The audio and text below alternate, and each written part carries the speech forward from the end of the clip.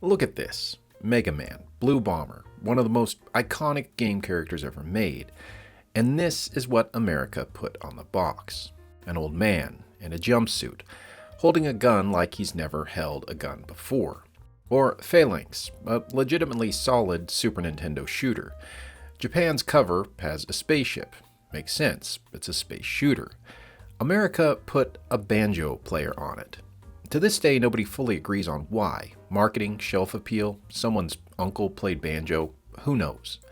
Then there's Contra, Final Fantasy VI. Cover after cover, the pattern is the same. Japan's version looks one way, and America's version looks like a completely different game. People usually laugh this off and say American box art was just weird. And fine, yeah, some of it was objectively bad. But here's the thing. These covers weren't created by accident. They were created in response to a specific crisis. America didn't just want games to look different, it needed them to look legitimate. Okay, so the standard explanation goes something like this. Americans liked realism. Americans weren't into anime aesthetics yet. Cultural preferences were different. Marketing teams thought grittier, tougher art would sell better to American kids who were into action movies, and Schwarzenegger, and G.I. Joe. And look, this is not wrong, it's just incomplete. Because it explains the surface. It doesn't explain why so many companies made the same call at the same time in the same direction. Away from playful, away from colorful, away from anything that felt too obviously Japanese.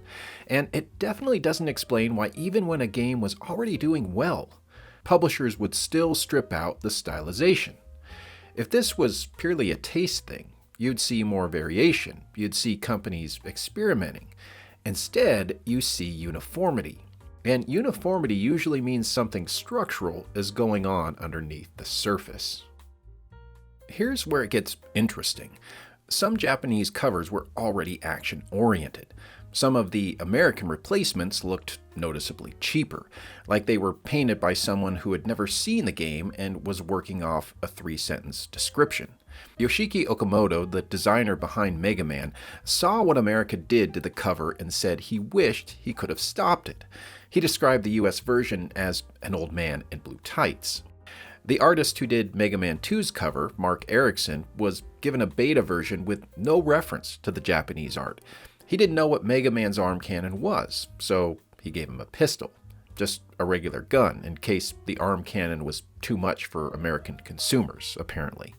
And yet, and this is the key part, the American covers kept happening. Creators pushed back, publishers did it anyway. So ask yourself, if this was just about taste, why were American publishers so afraid of looking childish? And why did nearly every company make the same call at the exact same time? That's not taste, that's fear. And fear usually has a source. Here's the context that makes everything else make sense. In 1983, the North American video game market collapsed. We're not talking about a dip. We're talking about revenue falling from roughly $3.2 billion to about $100 million, a drop of nearly 97% in 2 years. The market didn't slow down. It basically ceased to exist. The culprit was a flood of low-quality games, shovelware dumped onto store shelves by publishers chasing Atari's success without understanding what made it work. Consumers got burned. They stopped buying. Retailers stopped stocking. The whole thing cratered.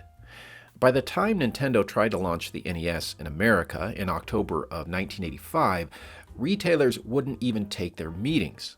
In the US, video games were considered dead. Not struggling, dead. So, what did Nintendo do? They didn't call it a video game console.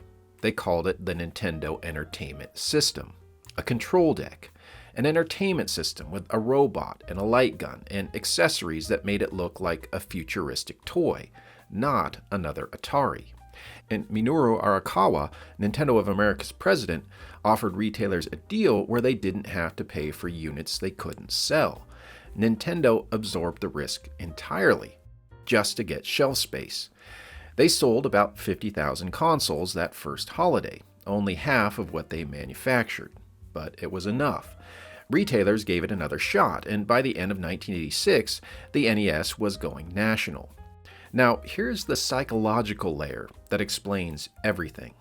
In Japan, stylized art signaled imagination. Colorful characters, expressive designs, that was the language of entertainment. Nobody needed convincing that games were for adults, too. In America, after the crash, stylized art risked making games look childish, and childish meant disposable, and disposable meant another crash. Publishers believed this. American publishers weren't just selling games, they were selling maturity. The muscles, the guns, the painted photorealistic covers, the aggressive poses and dark color palettes, those weren't aesthetic preferences, those were legitimacy signals. Once Nintendo proved that the market could come back, but only if it looked controlled, responsible, and distinctly not Atari, every other publisher got the memo. Retailers rewarded packaging that looked safer. Publishers copied branding that looked successful. And the whole aesthetic of 80s American culture was already pulling in the same direction. Action heroes, tech obsession, hyper-masculine marketing that sold everything from trucks to breakfast cereal with maximum aggression. Games plugged into that, not because it was the right fit, but because it was the safe fit. Look at Bionic Commando, Contra, the way Mega Man's franchise developed two almost entirely different visual identities on opposite sides of the Pacific. And then there's Kirby. Leslie Swan, a former Nintendo localization manager, explained it directly. Cute characters are more broadly accepted in Japan, but American tween and teen boys were drawn to tougher characters. So Kirby, a pink puffball who literally eats his enemies, needed to look determined on American packaging. Not happy, determined. He's still a small round blob, but apparently a very serious one. American box art wasn't designed to represent the game. It was designed to protect the player from feeling like a child. That's a completely different design goal. And once you see it, it's everywhere. Here's where it gets bigger than the box art, because the packaging didn't just change how games looked on shelves. It changed what American players expected games to look like. A whole generation grew up associating realism with value, stylization with cheapness, Japanese aesthetics with something that needed to be translated, cleaned up, made more serious before it was worth taking seriously. America trained an entire generation to associate realism with legitimacy. That shapes the 90s, the edgy mascots, the darker advertising, the extreme branding that followed everything from Sonic to Donkey Kong to the whole early PlayStation era. The crash created the fear created the covers created the expectation, and the expectation shaped an entire visual language for American gaming that you can still trace directly to that moment in 1983 when the market collapsed and publishers decided they could never, ever afford to look like a toy again. Japan sold fantasy, and Japan had the luxury of doing that because their market was never torched in the same way. America had to sell permission to play. So the next time you see a side-by-side of Japanese and American box art and you start to laugh at the US version, which, fair, Mega Man is genuinely hard to defend, remember what the cover was actually trying to do. It wasn't trying to represent the game. It was trying to convince a skeptical, burned market that video games were worth trusting again, that this wasn't another Atari, that your kid, or you, wouldn't be embarrassed to be seen holding it. The cover wasn't the art direction of a confident industry.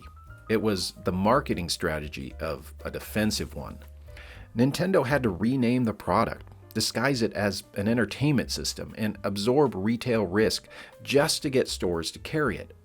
Publishers had to muscle up their characters and drain the color from their covers just to get players to take them seriously. Japan sold fantasy. America sold permission to play. And the crazy part? It worked.